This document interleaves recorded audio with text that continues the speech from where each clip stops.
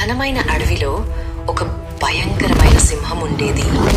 అది తన ఆకలికి చాలా జంతువులను వేటాడేది. అడవిలో ప్రతి జీవి దాని పేరు వినగానే వణికిపోయేది. కానీ రోజులు గడిచే కొద్దీ ఆ సింహానికి ఒక వింత అనుభూతి వచ్చింది. ఒంటరితనం. వేటాడిన తర్వాత అడవిలో ఎవ్వరూ దాని దగ్గరకు రాలేదు. మాట్లాడే స్నేహితులు లేరు, నవ్వులు లేవు. అదే రోజు అది నిర్ణయించుకుంది, ఇకపై ఎవరికీ హాని చేయకూడదు. నెమ్మదిగా వేట మానేసింది. పండ్లు, ఆకులు తింటూ శాకాహార జీవితం మొదలుపెట్టింది.